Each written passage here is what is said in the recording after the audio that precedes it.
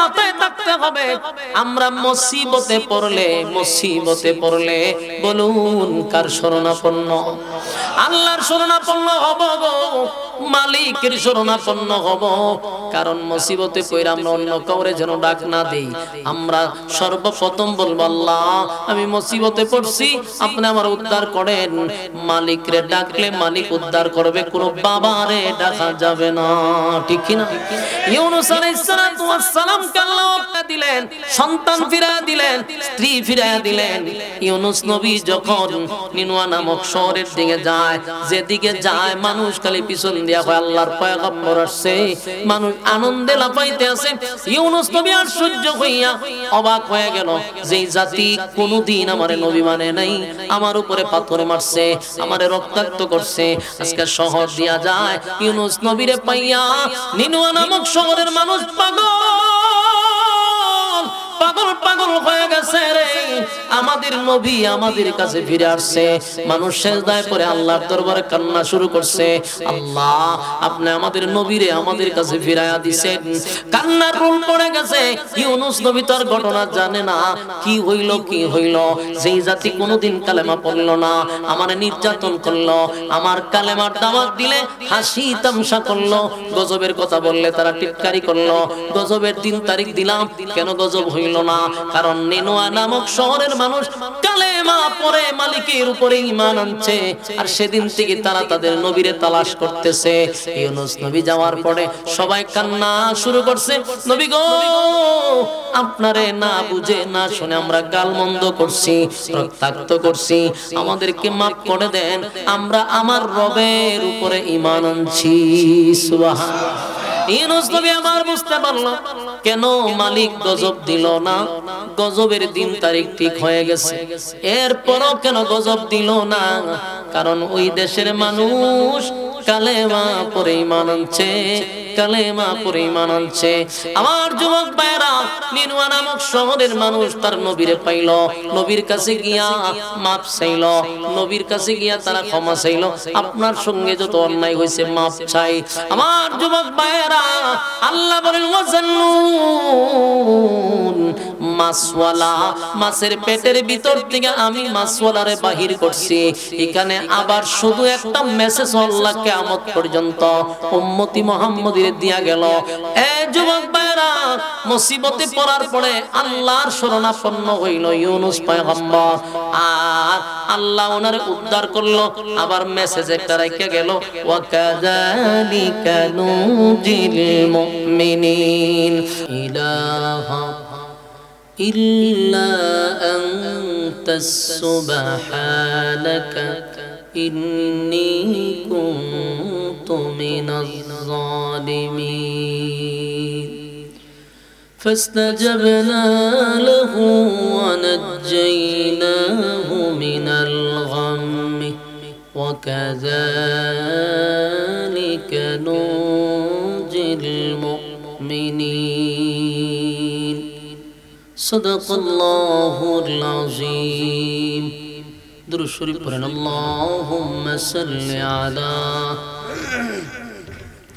محمد وعلى آل محمد كما صليت على إبراهيم وعلى آل إبراهيم إنك حميد مجيد. اللهم بارك على محمد وعلى آل محمد كما باركت على إبراهيم وعلى آل إبراهيم إنك حميد مجيد. سرے دنیا توئی کیا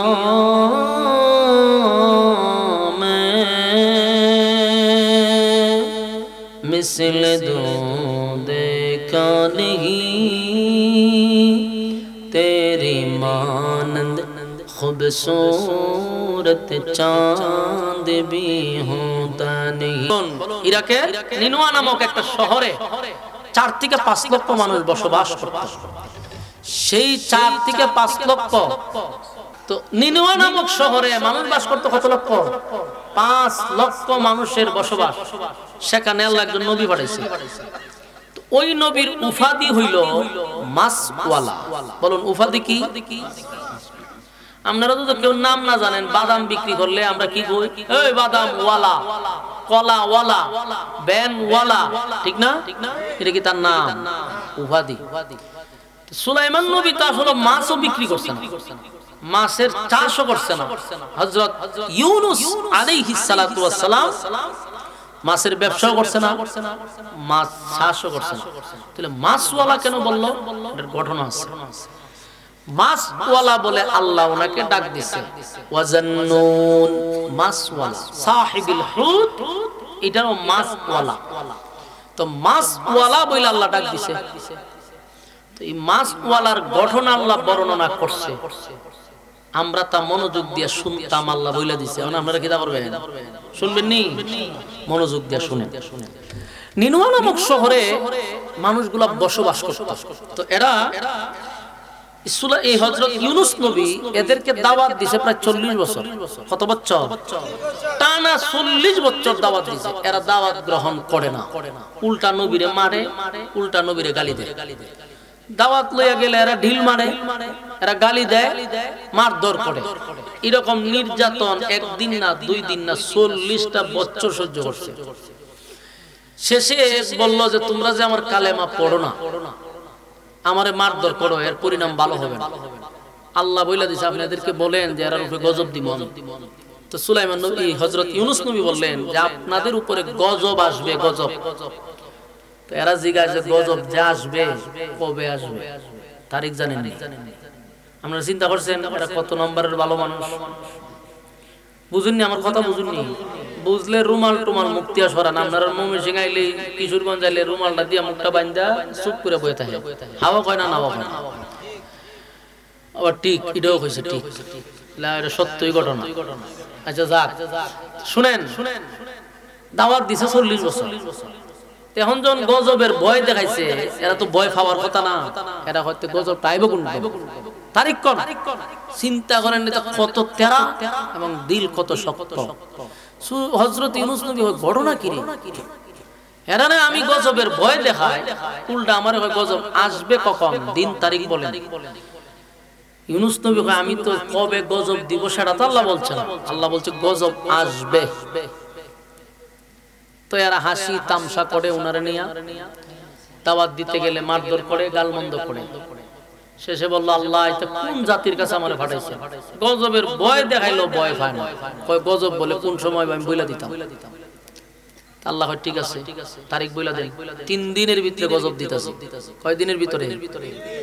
জান 3 দিনের ভিতরে গজব দিব। তো সুলাইমান নবী গিয়া হযরত ইউনূস নবী বলল তোমরা যে কালেমা পড়তেছো না, আমি যে বললাম গজব দিব, তোমরা আমার তারিখ কইবার লাগা। তখন আল্লাহ তারিখ বইলা দিছে। কোথায় নাকি? বলো হ্যাঁ। কবে? বলে 3 দিন পরে গজব হবে। এখানে তারা ভয় পাওয়ার কথা না, ভয় পানা, কোনো সুবিধা নাই। 3 দিন পরে গজব আসুক, আর বাকি আছে 3 দিন। আমরা জানি। ইউনূস নবী চিন্তা করলো না, এই জাতির ভিতরে কোনো ভয় ভীতি নাই, আল্লাহ 3 দিন পরে আর গজব দিব, দিয়া ধ্বংস করে আমি যাই। ইউনূস নবী তার বাচ্চা বউ লইয়া এই শহর ছাইরা অন্য এক শহরে চলে গেছে। মনে করেন কিশোরগঞ্জ জেলা ছাইরা আরেক জেলাতে গেছে। 2 দিন যখন হয়ে গেছে, তো এদের মধ্যে কিছু লোক বলতেছে শোনো, 40টা বছর ইউনূস আমাদেরকে দাওয়াত দিছে, একত্ববাদী খোদার দাওয়াত দিছে, সে নবী দাবি করছে, আমরা তারে গালমন্দ করছি, মারধর করছি, তার কালেমা তো পড়ি নাই, হাসি তামসা করছি, ঠাট্টা করছি, সে আমরা গজবের ভয় দেখাইছে, কিন্তু কোনদিন আমাদেরকে গজবের দিন তারিখ বলে নাই। এখন কিন্তু আমরা গজবের দিন তারিখও বইলা দিছে। তোমরা যেইভাবে হাসি তামসা করতেছো, যদি গজব আসে কি করবা? কহ এটা তো কথা ঠিক। তো এদের মধ্যে একজনে বলল হন কি করা? বলে আমি আগে নিশ্চিত হই, আমি অতীতের ইতিহাস পড়ে যা পাইছি, যখন গজব আসে, গজবের ঘোষণা নবীরা দেয়, তখন নবীরা ওই এলাকায় থাকে না। আমি অন্যান্য নবীদের জীবনী পড়ে পাইছি যে নবীরা গজবের ঘোষণা দিয়ে কি করে, এলাকা ছেড়ে দেয়।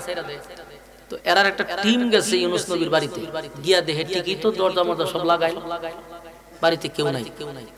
তারা বললো শোনো, লক্ষণ খুব খারাপ, খুব খারাপ। বলে কি? বলে পুরা ইউনূসের শহর গ্রাম সব তালাশ করছে, কোথাও নাই। এখন এরার ভিতরে একটু ভয় আইছে, ওহো লক্ষণ খারাপ, তাহলে গজব আসবে। এরার ভিতরে একটু ভয় আসছে। এখন এরা কি করবে চিন্তা করে পাইতেছে। এর ভিতরে 3 দিন চলে গেছে।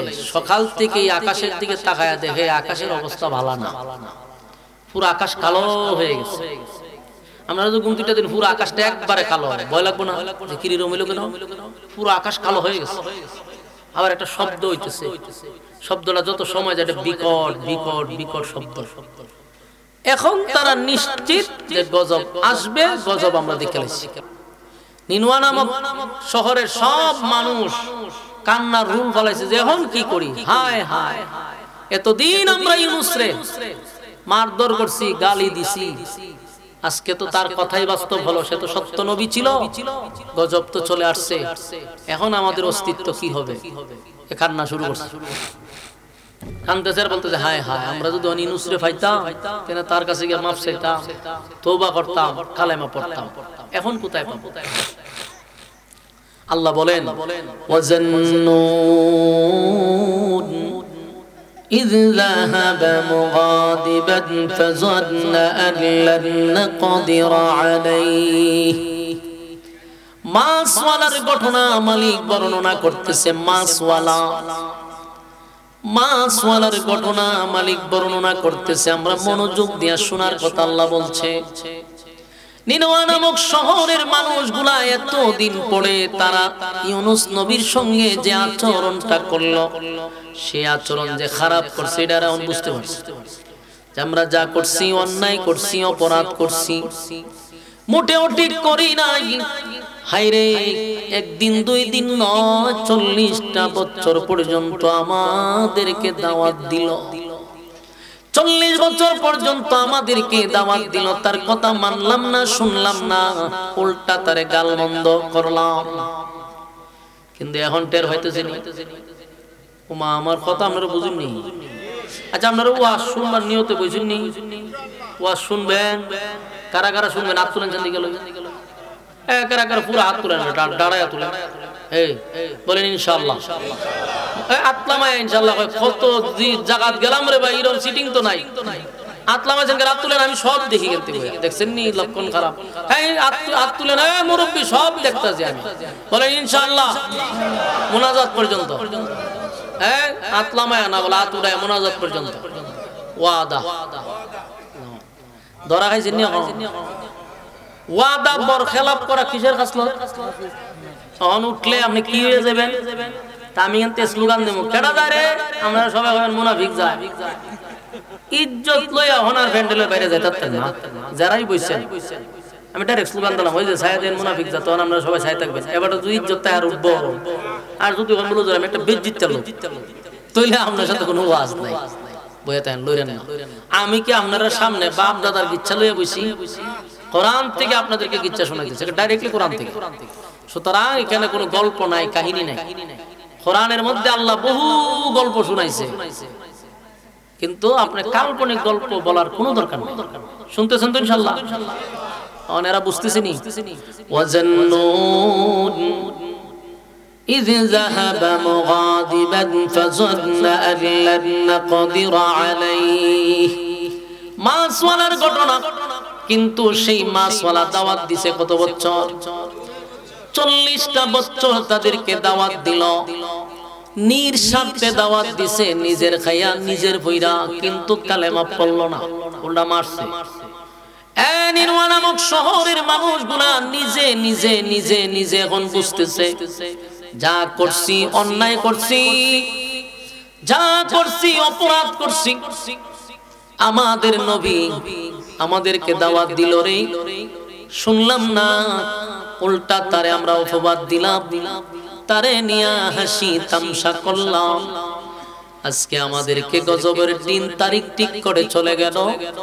তাকায় দেখো আসমানের কালার ভালো না, গজব আসবে আওয়াজ হচ্ছে, কিন্তু তারা কান্দে আর বলে হায় এখন যদি ইউনূস নবী থাকতো আমরা তার কাছে গিয়া মাফ চাইতাম, তার কাছে গিয়া মাফ চাইতাম, তওবা করতাম, তার রবের উপরে ঈমান আনতাম। কিন্তু এখন আমরা কোথায় রে ইউনূস নবীরে পাবো? এদের মধ্যে একজন বলল ইউনূস নবীরে তালাশ করতে করতে গজব আইসা আমরা ধ্বংস করে দিবে। তাই শোনো, আমরা নিজেরা নিজেদের গুনার উপরে লজ্জিত হয়ে যাই। জীবনে যা করছি সব গুনার উপরে আমরা লজ্জিত, এবং আমরা ওয়াদা করি যে আমরা আর এমন অপকর্ম করব না। আমরা এক রবের উপরে ঈমান আনলাম, যেই রব কাউকে জন্ম দেয় না, কারো কাছ থেকে জন্ম নেয় না, যার মৃত্যু নাই, যার জন্ম নাই, যিনি চিরঞ্জীব, যার ক্ষমতা তার সমতুল্য আর কেউ নাই। আল্লাহ বলেন লাম ইয়ালিদ ওয়া লাম ইউলাদ, আমি জন্ম নেই না, জন্ম দেই না, ওয়া লাম ইয়াকুল লাহু কুফুয়ান আহাদ, আমার সমকক্ষ আমার সমতুল্য কেউ নাই। সেই মালিকের উপরে নিনুয়া নামক শহরের মানুষ কালেমা পড়ছে, সুবহানাল্লাহ, কালেমা পড়ে ঈমান আনছে। এক রবের উপরে ঈমান আনলো, ইউনূস নবীকে নবী হিসাবে মাইনা নিল, কিন্তু কান্দে আর কয় হায় রে নবী তুইয়া নিজেরা ঈমান আনলাম, এখন আমরা সেই নবীরে কোথায় পাই? যেই নবীর উপরে একদিন দুই দিন নয় 40 বছর পর্যন্ত যার উপরে আমরা নির্যাতন করলাম, গালমন্দ করলাম, আজকে সেই নবী নাই। নিজেরা কালেমা পড়লাম, আমাদের নবী কই? নবীরে তালাশ করো।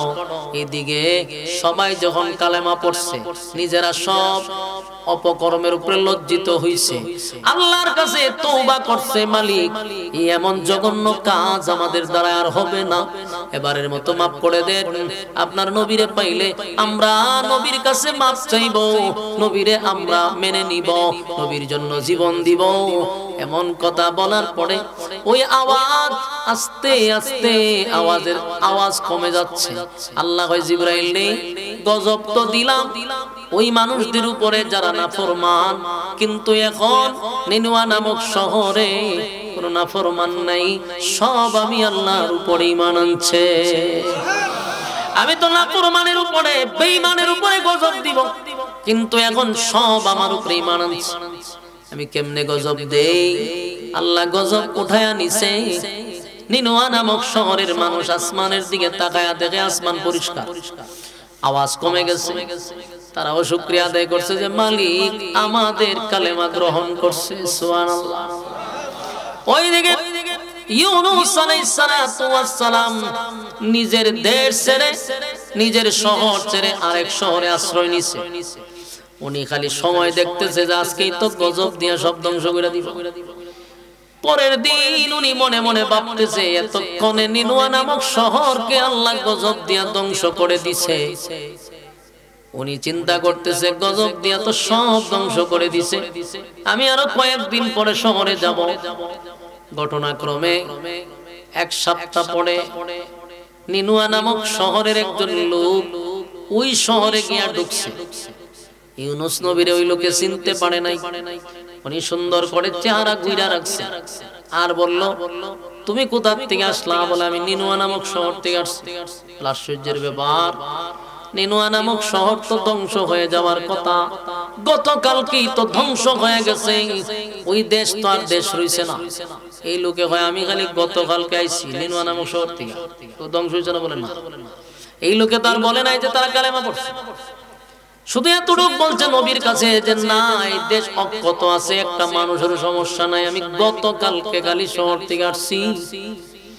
ইউনূস নবী চিন্তায় পড়ে গেছে, যেই জাতিরে আমি গজবের কথা বলার পরে হাসি তামসা করছে, আমারে গালিগালাজ করছে, মারধর করছে, আর এখন গজবের দিন তারিখ বইলা আসছি, গজব আসছে না, এখন যদি আমি যাই আমার জিন্দা মেরে লিখব।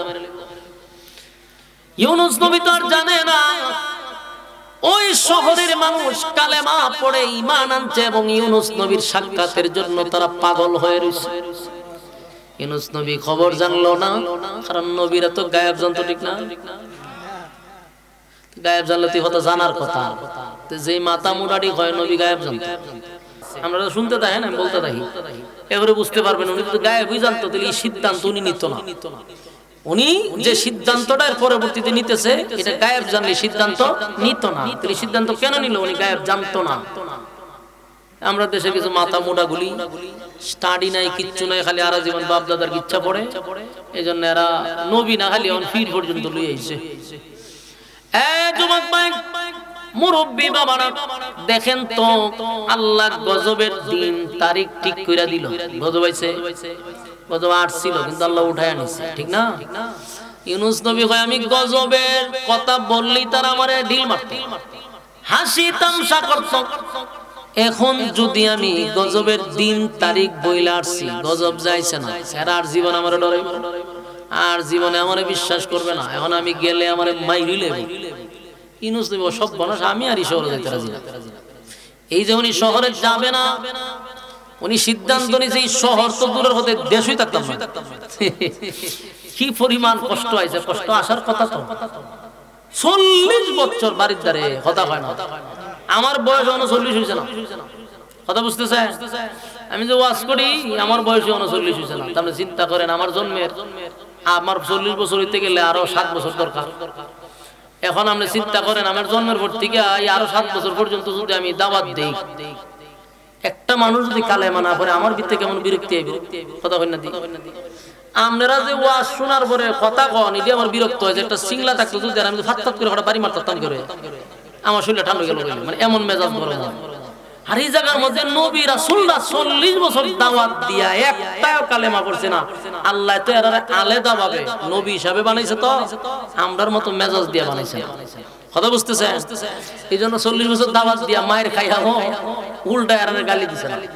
তো উনি কয় আমি যদি ওখান যাই তারা আমার কি করবো, মাইরি লেবে। উনার ধারণাটা ঠিক ছিল, উনি তো জানে না যারা কালেমা পড়ছে। পরে উনি কোন আমি দেশে থাকতাম না, জামগা। এই যে সিদ্ধান্ত নিছে দেশে থাকবো না, দেশ ছেড়ে বিদেশ চলে যাব, এটা কি আল্লাহর সিদ্ধান্ত না ওনার ব্যক্তিগত? ব্যক্তিগত সিদ্ধান্ত। এই যে ব্যক্তিগত সিদ্ধান্তটা নিল, কেন নিল? না জানার কারণে, কথা কয় না? বলুন কি না জানার কারণে? ওই যে তার গোত্রের অবস্থা না জানার কারণে। যদি উনি গায়েব জানতো আর যদি বুঝতো যে হয় আরে কালেমা পড়ে লিখে, তাহলে আমি উনি দেশ ছেড়ে বিদেশ যাইতো। হ্যাঁ, এখানে তো আটকাইবার দরকার। যেটি হয় গায়েব জানে বলে এই জায়গার ব্যাখ্যাতে উনি দেশ ছেড়ে বিদেশ গেল কেন? দেশ ছেড়ে বিদেশ গেছে এই সিদ্ধান্তে যে আমি যদি এখন যাই নির্ঘাত আমার আর মারবে, সুতরাং আমি আর দেশই যেতাম না। তো উনি যে বিদেশ যাওয়ার সিদ্ধান্তটা নিয়েছিলেন, কিন্তু আল্লাহর পক্ষ থেকে কোনো ওহী আসে নাই, জিবরাইল ওনারে বলে নাই, ওনার ব্যক্তিগত সিদ্ধান্ত নিছে দেশে থাকতাম না, জামুগা। এখন ব্যক্তিগত সিদ্ধান্ত উনি নিছে, এখন পর্যন্ত আল্লাহর পক্ষ থেকে কোনো বার্তা আসে না। উনি যে নিজে নিজে সিদ্ধান্তটা নিছে, এটা আল্লাহর কাছে কি পছন্দ হয়েছে? আল্লাহর কাছে পছন্দ হয়েছে না। নিজে নিজে সিদ্ধান্ত নিছে বিদেশ যাইবো, এটা গুনাহ না, কিন্তু এই জিনিসটা আল্লাহর কাছে পছন্দ হয় নাই। পছন্দ অপছন্দ আর গুনার এক জিনিস, কথা বুঝতেছেন? উনি বিদেশ চলে যাবো, এটা কোনো গুনার বিষয় না, কিন্তু আল্লাহর কাছে এটা পছন্দ হয়েছে না। কেন পছন্দ হয়েছে না? যে আমি তখন পর্যন্ত আপনার কিছু জানাইছি না, আমি নিজে নিজে সিদ্ধান্ত লই নিলেন, এটা তো আমার কাছে পছন্দ হয়েছে না। ইউনূস আলাইহিস সালাতু ওয়াস সালাম সিদ্ধান্ত নিল আমি আর এই শহরে বসবাস করব না, বিদেশ যাব, বাচ্চা কাচ্চা লইয়া দেশ ছেড়ে দিন। আরে 40 বছর দাওয়াত দিছি, এটা যেহেতু মানুষ হয়েছে না, তো ভাগল চাবলার দাওয়াত দেখে তাম আমি জায়গা তোরাই থাক গজবে, তোরা ঠাডা মাটা মাটা ফালাইয়া মেরে লাগ।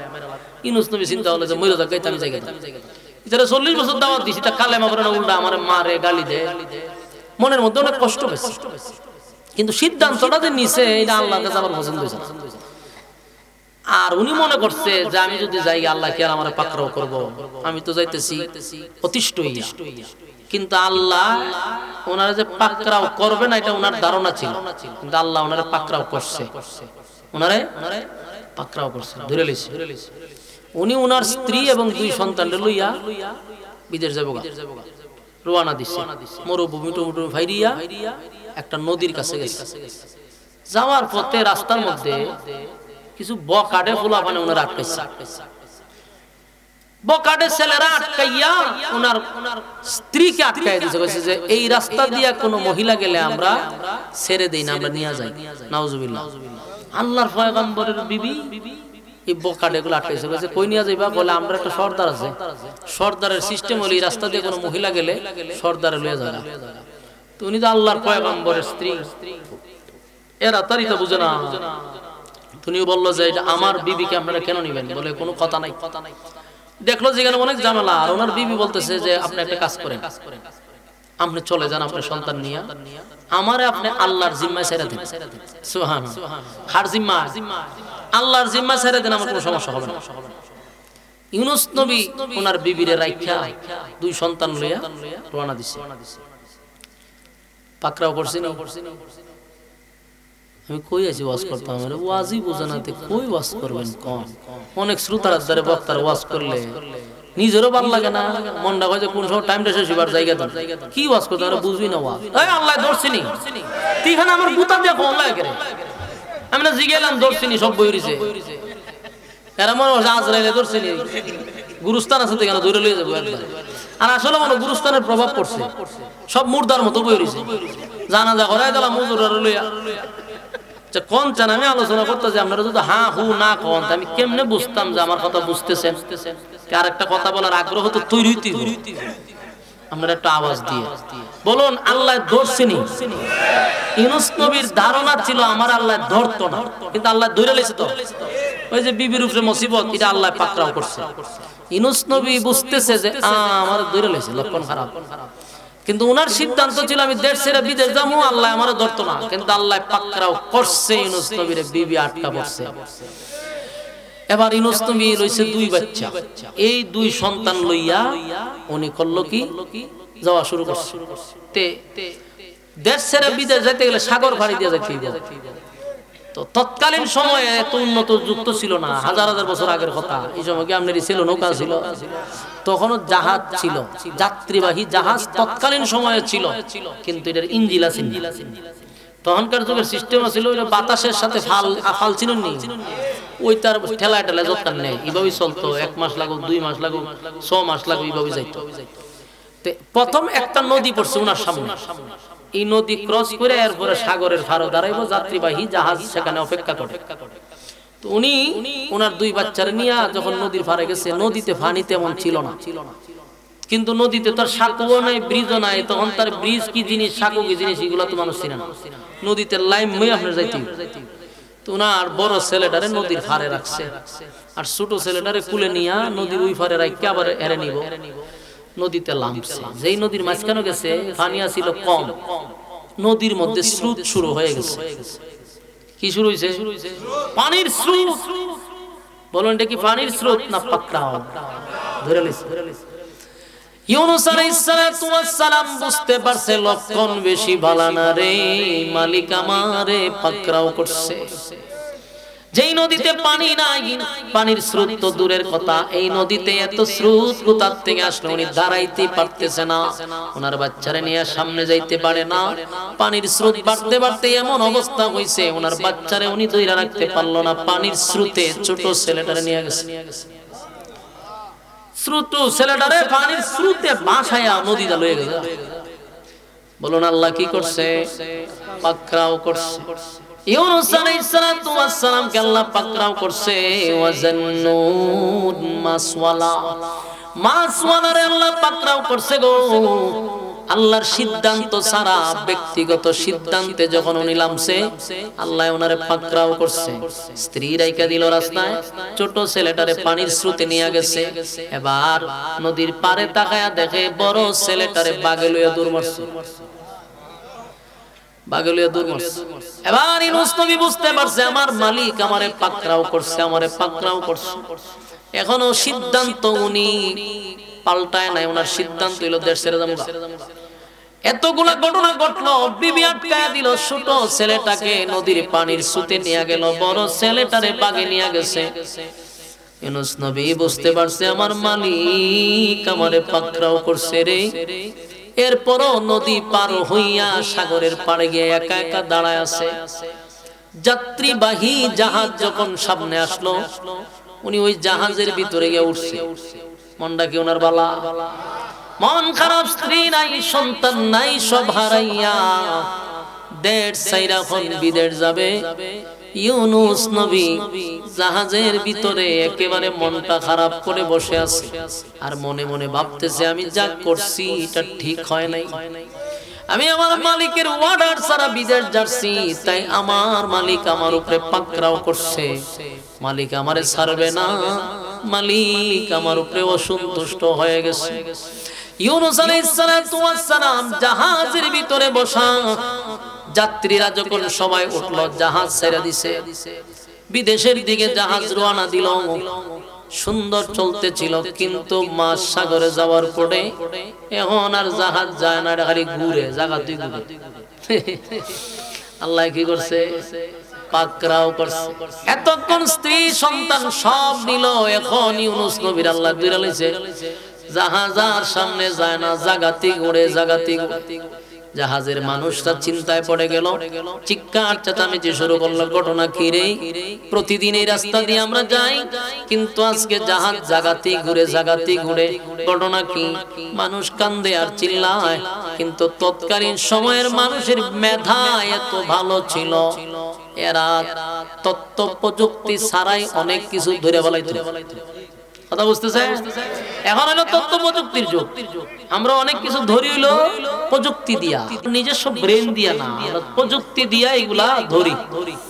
তৎকালীন সময়ের মানুষের মেধা অনেক ভালো ছিল। কাফের হইলো এরার গুনাহ কম ছিল। কথা বুঝতেছে? কাফের কিন্তু গুনাহ কম। যেমন আমরার গুনাহ আছে, চোখের গুনাহ আছে, আমাদের মোবাইলের গুনাহ আছে, আমরা আরো যে কত গুনাহ আছে, মিথ্যা কথা বলার অপরাধ আছে। তৎকালীন সময়ের কাফের হইলো এদের মোবাইলের গুনাহ নাই। মোবাইল যে টাইপ অফ পৃথিবীতে এটা কল্পনাও কোনোদিন করছে না, ঠিক নেই? এরা কি আমরা আজকে 30 বছর আগে কল্পনা করছে? আমার যুবক ভাইরা, কিন্তু তাদের মেধা ছিল, কারণ গুনাহ কম থাকলে মেধা ভালো থাকে। কথা বুঝতেছেন? এটা কাফের হোক আর মুমিন হোক, মেধা যত ভালো হইব বুঝবেন, পাপ কমিলে মেধা ভালো থাকে। আমরা তো কাম কু কাম, দিনের কাম রাতের কাম দিয়ে পিএইচডি করে বসে রয়েছি। আমরা মেধা ভালো থাকবো কেমন?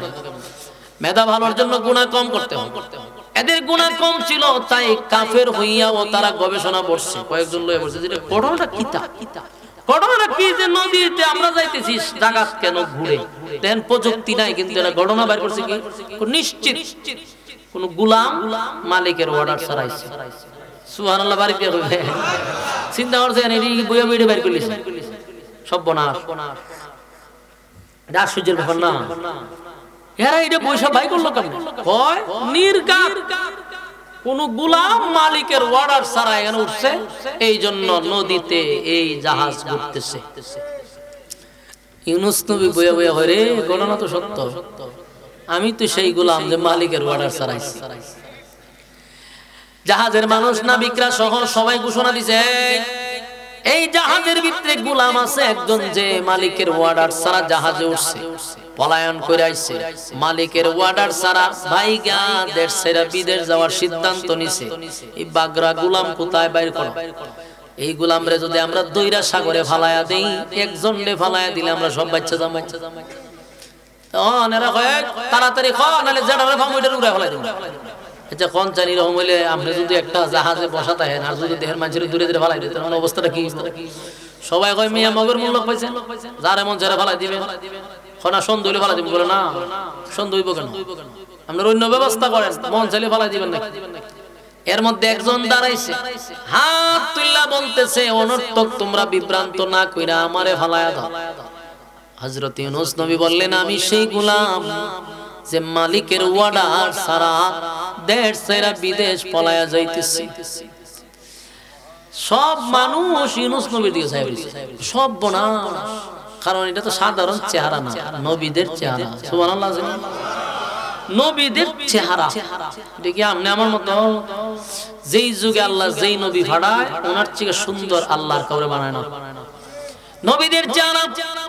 উপস্থিত সমস্ত জাহাজের যাত্রীরা নবীর চেহারার দিকে তাকায়, সর্বনাশ, এত সুন্দর চেহারা, এত চমৎকার চেহারার লোক কোনদিন গোলাম হতে পারে না। এরা তার ওই গোলাম ছিল না, ওই মালিক ছিল না। এরা মনে করছে কোন মালিক কোন গোলামরে জায়গা দিছিল, বাইগায় পড়ছে। আর ইউনূস নবী যে মালিকের কথা বলতেছে, মালিক তো এরা চিনি না, কারণ এরা সব বেঈমান। ইউনূস নবী বলে না আমি সেই গোলাম। এরা কয় সর্বনাশ হুজুর, এত সুন্দর চেহারা, এরকম সুন্দর, এত নম্র ভদ্র, আপনি কোনোদিন কোনো অ্যাঙ্গেলও গোলাম হইতে পারেন। উনি স্বীকার করতে পারে ওনারে নদীর থেকে ফালায় না, জাহাজ থেকে সাগরে ফালাইতে রাজি না। এরা কয় আপনারে যদি আমরা ফালাই, এখন তো জাহাজ ঘুরে পানির উপর দিয়া, আপনারে ফালাইলে জাহাজ পানির নিচে ঘুরবো। আমরা এরকম একজন ভালো মানুষকে ফালাইতে রাজি। শেষে করলো কি, এখন করণীয় কি, বলে একটা করণ যায়, আমরা লটারি দিই, সব মানুষের নাম দিয়ে লটারি দিব, যার নাম লটারিতে উঠবো এর 2-3 জন দূরে এটা দেওয়া লাগে। সিদ্ধান্ত হয় লটারি দাও, সবার নাম লেখছে, বিসমিল্লাহ করে যখন মনে করুন প্রথম লটারিটা টান্ডা দিছে, ইউনূস নবীর নাম আয়া পড়ছে। সুবহানাল্লাহ, বাড়ি দিয়ে কবে সব মানুষ ইউনূস নবীর দিকে তাকায় আছে। সর্বনাশ, আমরা যে ভাবছি একটা ঘটনা দিয়ে করছে, আর একটা দেখতে তো সুন্দর দেখা যায়, মাশাআল্লাহ, সুন্দর ভদ্র নম্র, উনি বুঝি গোলাম চুরি হইছে। কিন্তু কেউ হয় না রে, ভুল হইতে পারে লটারিতে। উনার মতো ব্যক্তি কোনোভাবেই গোলাম হইতে পারে না। লটারিতে বলেছে আবার মার, আবার লটারির টান দিছে, দেখে আবার ইউনূস নবীর নাম আইছে। ঘটনা কি, কখনো বলেছে আবার মার, আবার দিছে ইউনূস নবীর নাম। 3বার ইউনূস নবীর নাম দেওয়ার পরে এরা হয় না, ভুলই বলে হইছে। এদের কথা বলো কোনোভাবে উনি গোলাম হতে পারে না, কারণ গোলামের চেহারা কি সুন্দর হয় নাকি? গোলাম কি পরিপাটি থাকে? গোলাম তো মানুষের বাড়িতে কাজ করে, কৃতদাস গোলাম, এর কাপড় চোপড় তাহার কথা না। কিন্তু উনি যেই গোলামের কথা বলতেছে তাদের ওই ধারণা নাই, কিন্তু এরপরও তারা লটারি দিতে আছে, 10 বার দিছে। 9 বার দেওয়ার পরে 9 বার ইউনূস নবীর নাম উঠে, সব মানুষ খালি ইউনূস নবীর দিকে তাকায় আছে। ঘটনা কি রে, যতই চেষ্টা করি হুজুর আপনারে বাঁচাইতে পারলাম না। আমরা চেষ্টা করছিলাম আপনারে বাঁচাইবার লাগে, কিন্তু বারবারই আপনার নাম আয়, আমরা এর পরে দেই হুজুর আপনারা মাফ করে দিন, ধর হুজুরের ধর। 2 জনে ধরছে খাওয়া, 2 জন আতো ধরে হুজুর ফালাই দিয়ে কি করবে, বারবার চেষ্টা করতে আমরা বাঁচাইবার, কিন্তু বাঁচাইতে পারলাম না, কিরা ফালাইছে। যেই সাগরও ফালাইছে, 1 মাস আয়া ওনার গিলে লইছে। সুবহানাল্লাহ কইতেন না? এই হলো মাছের সাথে ওনার সম্পর্ক। এতক্ষণে খালি ঘটনা তাইছেন। ওয়াজান্নুন, মাছওয়ালার ঘটনা। ইয যাহাবা মুগাদিবান ফাযান্না আন লান নাকদিরা আলাইহি ফানাদা ফিজ যুলুমাত। মাছওয়ালার ঘটনা শুনো। মাছওয়ালা মনে করছে তারা পাকড়াও করবে না, আল্লাহ পাকড়াও করছে। মাছটা যখন ইউনূস নবীরে গিলে ফেলল, যে মাছটা গিলছে এই মাছটার আবার আরেক মাছে গিলে দিছে। চিন্তা করছেন, একটা মাছরে আরেক মাছে গিলছে ইউনূস নবী, এখন 2 মাছের পেটের ভিতরে। কয় মাছ? 2টা মাছের পেটের ভিতরে ইউনূস নবী চলে গেছে। আল্লাহ কয় মাছরে, আমার ইউনূস রে পেটের ভিতরে নিছক ভালো কথা, কিন্তু হজম করার ক্ষমতা পাবি না। হজম করতে পারতি না, ভিতরের ওয়াজত ভালো কথা হজম করতে পারবি না। ইউনূস নবীর হজম করতে পারে না, ইউনূস নবী জীবিত। মাছের পেটের ভিতরে যখন ইউনূস পয়গম্বর চলে গেল, ইউনূস নবীও বুঝতে পারছে আমার মালিক আমারে পাকড়াও করছে, কারণ আমি যে সিদ্ধান্তটা নিছি আমার মালিক এটা পছন্দ করে নাই, মালিক আমারে পাকড়াও করছে। মাছের পেটের ভিতরে যাওয়ার সাথে সাথে উনি তো একটা মুসিবতের মধ্যে পড়ে গেছে, ঠিক না? এর থেকে বড় মুসিবত আর আছে পৃথিবীতে? আমরা সাপের পেটও গেলে আর বাঁচবে, বাঘের পেটও, মাছের পেটও বাঁচার সম্ভাবনা আছে? কোনোভাবেই না, ভিতরে ঢুকার সাথে শেষ। মাছের পেটের ভিতরে যাওয়ার পরে ইউনূস পয়গম্বর বুঝতে পারছে আমার মালিক আমারে পাকড়াও করছে, পাকড়াও করছে, মালিক আমারে ধরে লাইছে। কারণ আমি যে সিদ্ধান্ত নিছি, মালিকের অর্ডার ছাড়া আমি সিদ্ধান্ত নিছি, তাই মালিক আমারে পাকড়াও করছে রে, আমার মালিক আমারে ছাইরা দেয় নাই। কিন্তু দেখেন উনি মাছের পেটের ভিতরে মুসিবতে পইরা সাথে সাথে শরণাপন্ন হইছে কার? সাথে সাথে শরণাপন্ন হয়েছে আল্লাহ। আল্লাহ বলেন ওয়াজান্নুন ইয যাহাবা মুগাদিবান ফাযান্না আন লান নাকদিরা আলাইহি ফানাদা ফিজ যুলুমাতি আল্লা ইলাহা ইল্লা সুবহানাকা ইন্নী কুনতু মিনাজ জালিমিন। ইউনূস নবী মাছের পেটের ভিতরে যাওয়ার পরে আল্লাহ বলেন মাছওয়ালায় বুঝতে পারছে মাছওয়ালার আমি পাকড়াও করছি, তাই শরণাপন্ন হইছে আল্লাহ।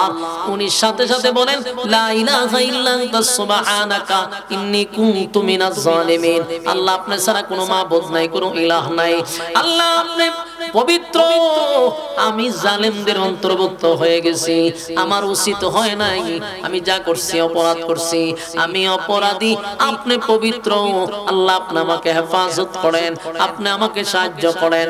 আল্লাহ বলেন ইউনূস যখন মাছের পেটের ভিতরে চলে গেল রে, সর্বপ্রথম মুসিবতের মধ্যে পড়ে যার শরণাপন্ন হইছে উনি কে?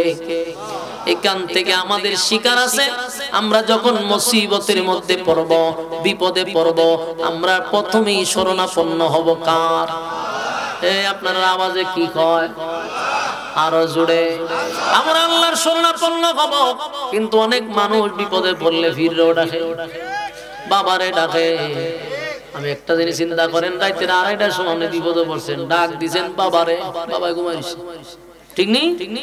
আবার যুক্তি দেয়, বাবা তোমার দরবারে কেউ ফিরে না খালি হাতে।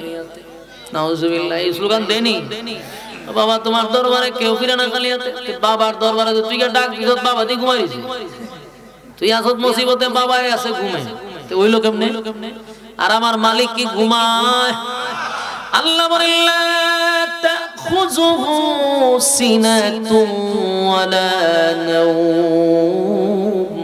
আল্লাহ বলেন আমার ঘুম নাই, আমার তন্দ্রা নাই, আমি ঘুমাই না। 24টা ঘন্টার একটা সেকেন্ড মালিক ঘুমায় না। কঠিন মুসিবতের মধ্যে পড়ে যদি আপনি ডাক দেন, সাগরের তলে গিয়েও যদি ডাক দেন, আমার মালিক সজাগ আছে না নাই? অমাবস্যার রাত্রে যদি একটা পিপিলিকা মুসিবতে পড়ে, সেটার খবর আল্লাহর কাছে আছে। সুবহানাল্লাহ। আমার মালিক বলেন বান্দা তুই মুসিবতে পড়লি, আমার শরণাপন্ন হবি। ইউনূস নবী সঙ্গে সঙ্গে মালিকের শরণাপন্ন হয়ে গেছে। লা ইলাহা ইল্লা আনতা সুবহানাকা ইন্নী কুনতু মিনাজ জালিমিন। একদিন দুই দিন নয়, এই মাছের পেটের ভিতরে আল্লাহ এক সিল্লা লাগাইছে। সুবহানাল্লাহ। একটানা 40 দিন মাছের পেটের ভিতরে ছিল গো।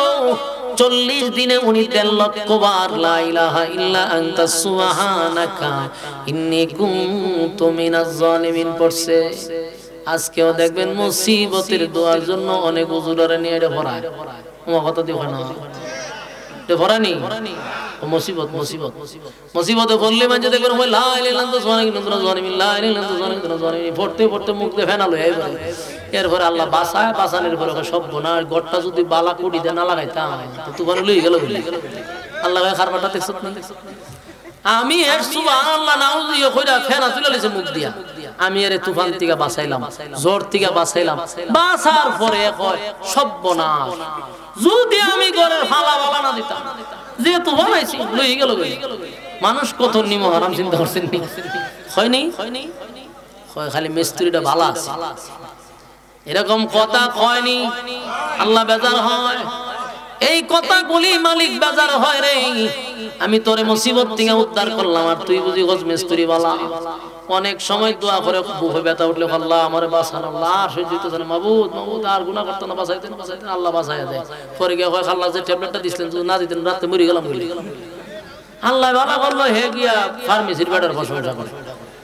আমার সামনে বিশ্বাস করবেন, একদিন আমি কিছু ওষুধ আনতাম, আমার সামনে এক বেচারা কইতেছে কয় আপনার ওষুধটা না খাইলে খালখা মরে গেলাম।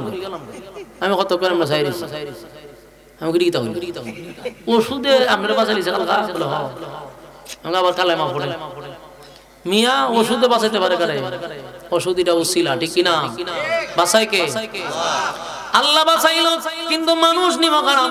বাঁচার পরে কয় অমুকের প্রশংসা তমুকের প্রশংসা। এই জন্য মুসিবতে পড়লে ডাকবো কারে? আপনারা মনোযোগ আসেনি, বয়ান কি চলতো না বন্ধই তো? মনোযোগ না থাকলে মাছওয়ালার ঘটনা কেমনে শুনবেন?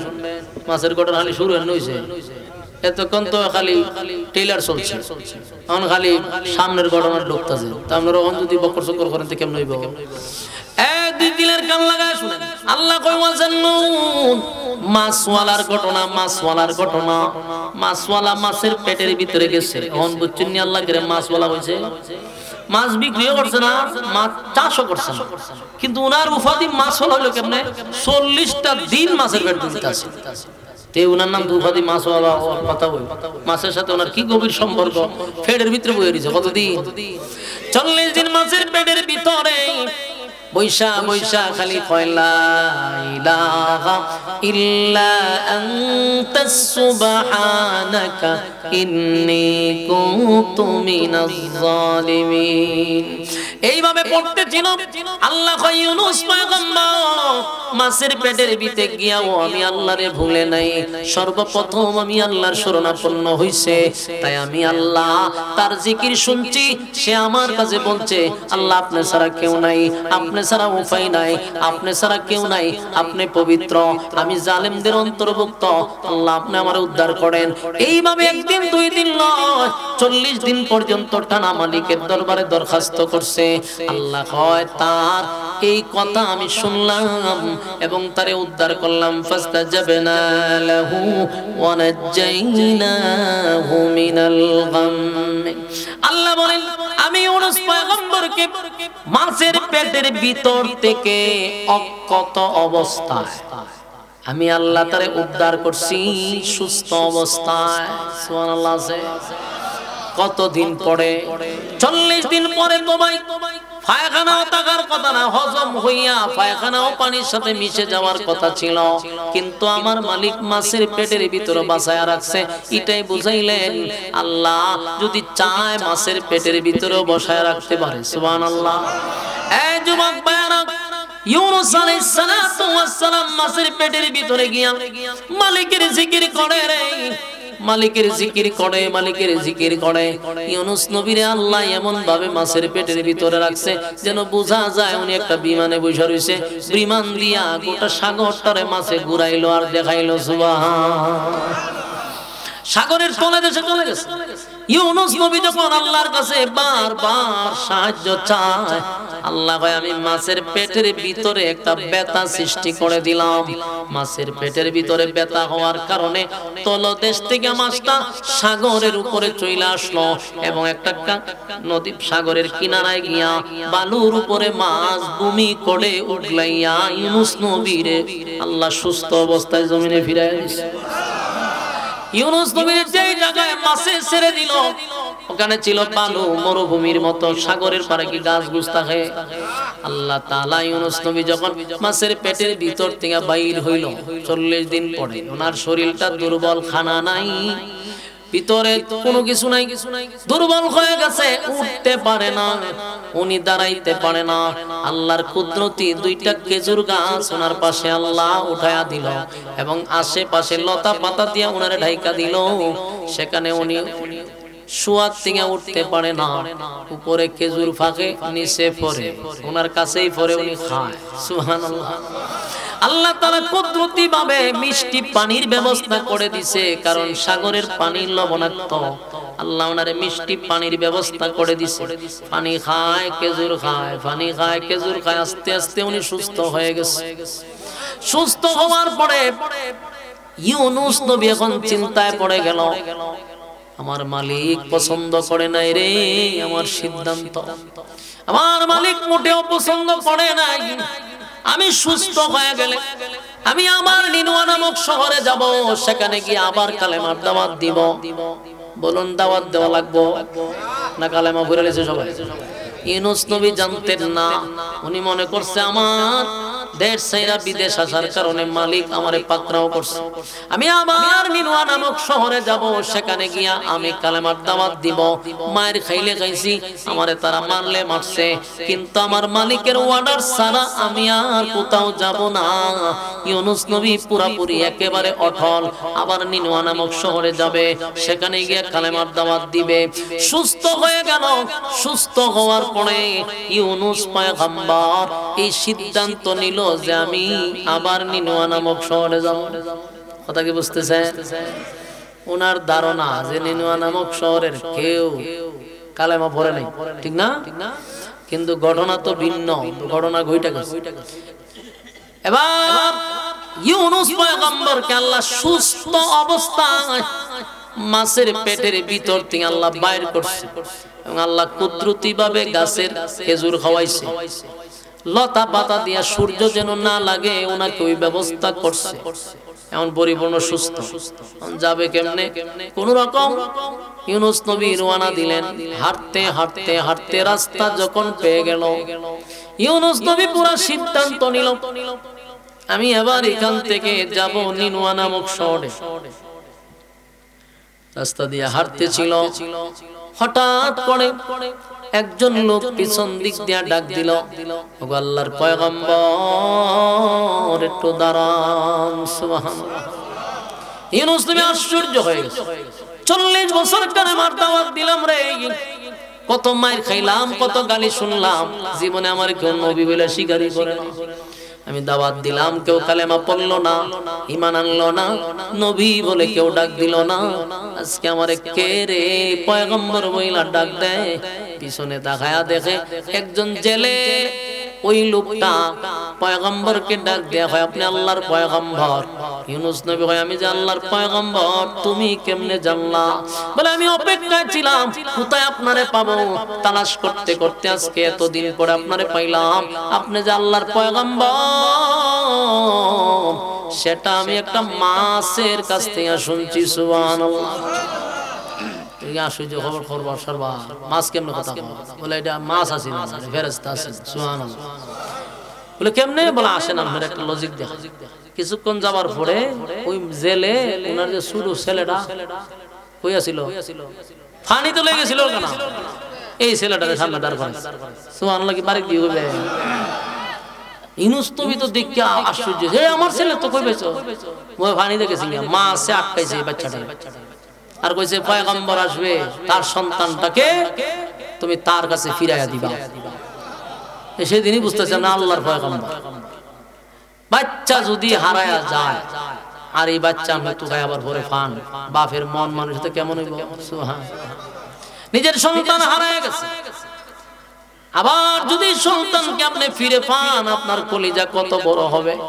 ইউনুস নবী আনন্দে চোখের পানি ছেড়ে দিছে, আল্লাহর শুকরিয়া আদায় করতেছে, মালিক আপনি আমার সন্তান নিলেন আবার দিলেন, আমি এত খুশি।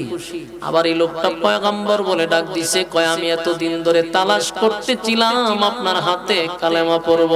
সুবহানাল্লাহ। সর্বনাশ, কালেমা পড়ছে, ঈমান আনছে।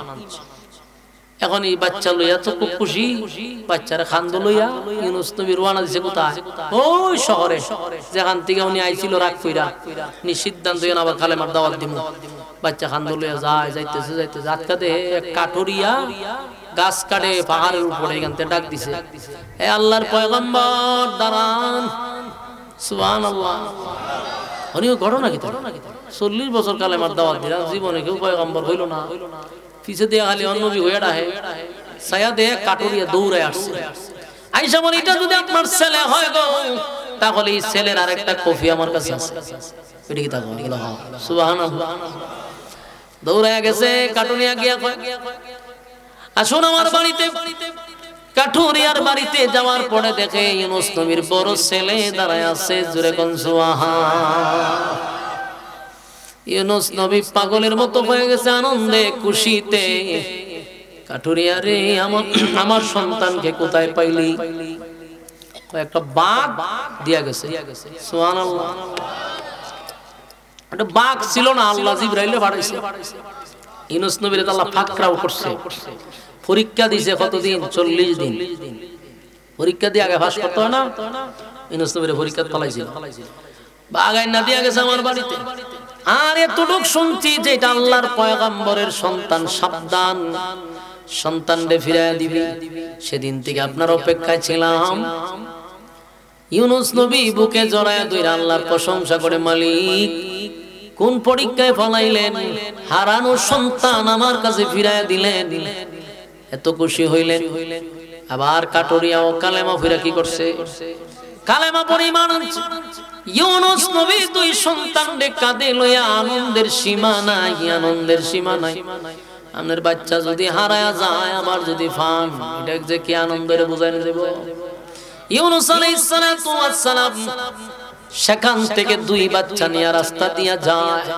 হাঁটতে হাঁটতে যখন একেবারে শহরের কাছে দিয়া যাচ্ছিল, তখন তাকায়া দেখে কিছু বকাটে ছেলেরা ওনার আটকে কয়, হুজুর আল্লাহর রাস্তায় আপনার কাছে মাফ চাই, আপনার বিবিটারে আমার কাছ থেকে নিয়ে যান। সুবহানাল্লাহ। ইউনুস নবী ঘটনা কি বলা আসেন, গেছে গিয়া দেহে ওনার বিবি অক্ষত অবস্থায় আছে, কোন ধরনের ক্ষতি হয় নাই, কেউ ওনার স্পর্শ করে নাই। সুবহানাল্লাহ। ঘটনা কি বলে, ঘটনা হলো আমরা যে সর্দার হইলো লুচ্চা কোম্পানির সদস্য এবং আন্তর্জাতিক মানের একটা লুচ্চা, কোন মাইয়া মহিলা দেখলে হে দৌড়ে লুয়ে পড়ে। তো এই যে পয়গম্বরের বউ এতারিত চিনা না, এই ইউনুস নবীর বউরে আনার পরেও হের যে কুমতলবিটা সে চাইছিল হাসিল করা, কিন্তু যখন ইউনুস নবীর ওয়াইফের শরীরে ধরতে যায়, এর হাত ফেরালাইছে চলে যায়। সুবহানাল্লাহ। আসেনি হাত বেখাও এবারে চিল্লি শুরু করছে, কার জীবনে কাম করতাম না, সব মনে যে তার দিছে আমারে মাফ করে দেন, চিল্লা চিল্লি করছে। পরে ইউনুস নবীর বউ দোয়া করছে, আল্লাহ মাফ করে দেন। তো হেরাত ভালো হয়েছে, ভালো হয়েছে। পরে তো লুচ্চা তো ভালো লিখি চরিত্র কে আর ভালো হয়নি। কিছুদিন পরে আবার গে হাত দা ধরতে চাইছে, আবার হাত ফেরালাইছে, আবার চিল্লি শুরু করছে, আবার চিৎকার দেয়, ভুল করছি, অন্যায় করছি, একটু আল্লাহরে বইলা আমার হাত বালা করে দেন। ইউনুস নবীর বউ, তোর লক্ষণ ভালো না, তুই চরিত্র খারাপ, তোর হাত কদিন এইভাবে ফেরালাইছিস অবস্থা তাহো, তুই যতদিন ফেরালাইছিস অবস্থা থাকবে ততদিন আমি নিরাপদ বয়ে থাকি পাবো। তখন চিল্লা একবার, শেষবার, আবার দোয়া করছে, আবার হাত বালিছে। কিন্তু ঘটনা হবে কিছুদিন পরে আবার হেসেছে, হাত ধরতো। ওহন আল্লাহ এখনো হাত মূর্তি বানাইতে রাখছে, হাত আল্লাহ রাইতে পারে। এখন কান্দে ইউনুস নবীর বউ, কান্দতে থাক, তোর চরিত্র খারাপ, তোর হাতই বই থাকতো। এই কারণে ওই ফুলা ভান্ডে কইছে, বাসারে যেখানে খাস ওই লোকে লইয়া এবার বউ লইয়া যাবে জ্ঞান থেকে, আমি যে কি মুসিবতে আছি, আমার মূর্তি বানায় খারাপ করে রাখছে। এই ফুলা ভানে সারা দেশ শহর সব কেন তো গাইছে, কিন্তু ইউনুস নবীর আর ভাই না। যেই মাত্র ভাইছে কয় তাড়াতাড়ি আসেন। ইউনুস নবীর বিবি উনার কাছে এসে কয়, আমি বলছিলাম আমারে আপনি আল্লাহর জিম্মায় দিয়া যান, আল্লাহ আমারে জিম্মাদারি করছে। সুবহানাল্লাহ। এখন এই লুচ্চা কোম্পানির সদস্য কয়, আমার শেষবারের মতো মাফ করে আমার হাতটা ঠিক করে দিয়া যান। দোয়া করছে, আল্লাহ তাআলা আমার হাত ভালো করে দিয়েছে। সুবহানাল্লাহ। এত কালেমা পড়ে শেষ ঈমান আনছে। সুবহানাল্লাহ। এখন খুশি নি কথা হয় না। ইউনুস আলাইহিস সালাম খুশি রে। যুবক ভাইরা, এখান থেকে আরেকটা মেসেজ আছে। ইউনুস নবী মুসিবতে পইরা ডাকছে কারে? আরো জোরে, আল্লাহর অর্ডার ছাড়া ইউনুস পয়গম্বর, অর্ডার ছাড়া আল্লাহর সিদ্ধান্ত ছাড়া উনি দেশ ছেড়ে বিদেশ গেছে। আল্লাহ ওনারে পাকড়াও করছে। এর ভিতরে ইউনুস নবী একটা পরীক্ষাও দিল, পরীক্ষায় আল্লাহ তারে উত্তীর্ণ বানাইছে। পয়গম্বর 40 দিন মাসের পেটের ভিতরে কত মুসিবত গেল, আল্লাহ ওনারে পাকড়াও করছে, আবার সুস্থ অবস্থায় ফিরায়া দিছে। উনি আল্লাহর কাছে দোয়া করছেন, আল্লাহ আপনি আমারে হেফাজত করেন, আল্লাহ আপনি পবিত্র, আমি জালেমদের অন্তর্ভুক্ত। আল্লাহ ওনারে উঠাইয়া সুস্থ অবস্থায় ফিরায়া দিছে। ফাস্তাজাবনা লাহু ওয়া নাজাইনাহু মিনাল গাম্মি ওয়া কাযালিকা নুজিল মুমিনিন। আল্লাহ বলেন ওয়া কাযালিকা নুজিল মুমিনিন। শেষের অংশে আল্লাহ বলেন, শুধু ইউনুস রে আমি ইউনুস রে বিপদ থেকে উদ্ধার করি নাই, কিয়ামত পর্যন্ত যারা বিপদে পড়বে আমি আল্লাহর শরণাপন্ন হবে রে, ওয়াদা দিলাম আমিও তাদেরকে এমন মুসিবত থেকে উদ্ধার করব। আমার মুমিন বান্দা বান্দি যদি মুসিবতে পড়ে যায়, আমি শুধু ইউনুস নবী নয়, কিয়ামত পর্যন্ত এইভাবে তাদেরকে উদ্ধার করব। সুবহানাল্লাহ। বলুন, আমরা মুসিবতে পড়লে কারে ডাকবো? কথা কয় না। আমরা মুসিবতে পড়লে আল্লাহরে ডাকবো। দুনিয়ার কোন বাবার কাছে চাইবো না, কোন মাজারের কাছে চাইবো না, কোন পীরের কাছে চাইবো না। যা কিছু চাইবো কার কাছে? আমার সব কিছুর মালিক কে? আমার জীবন মরণ কার হাতে? ইন্না সালাতি ওয়া নুসুকি ওয়া মাহইয়ায়া ওয়া মামাতি লিল্লাহি রাব্বিল আলামিন। আমার নামাজ, আমার রোজা, আমার হজ, আমার যাকাত, আমার জীবন, আমার মরণ লিল্লাহি রাব্বিল আলামিন, আমার রবের জন্য। তাই আমরা যা করব রবের জন্য করব। আমার যুবক ভাইরা, এই বিষয়টার উপরে কারা কারা একমত হাত তুলে দেখায়া দেয়। লিল্লাহি তাকবীর, লিল্লাহি তাকবীর। আজকের থেকে আমরা কার কাছে চাইবো? আর প্রতিজ্ঞা করতে হবে জীবনে কোনোদিন কোনো বাবার কাছে চাইবো না, কোনো মাজারওয়ালার কাছে চাইবো না। রাজি আছেন তো? কারো কাছে চাইবো না। চাইবো কার কাছে? আল্লাহর ঘুম নাই, আল্লাহর তন্দ্রা নাই। আল্লাহ হয় আমার কাছে চাইলে আমি খুশি হই। বান্দারে তোরা যদি অন্য কারো কাছে চাস আমি বেজার হই। এই যুবক ভাইরা, স্বামী স্ত্রীর মধ্যে যদি মহব্বত থাকে, ভালো কথা যা চায় স্বামী তারে দেয়। মনে করেন একটা ব্যক্তি তার স্ত্রীরে খুব ভালোবাসে, খুব পছন্দ করে, বউ যা চায় তা দেয়, যা চায় তা দেয়। একদিন যদি হয় জামাই হয়, আমরা তোমার খুব মহব্বত করে, যা চান তাই দেয়।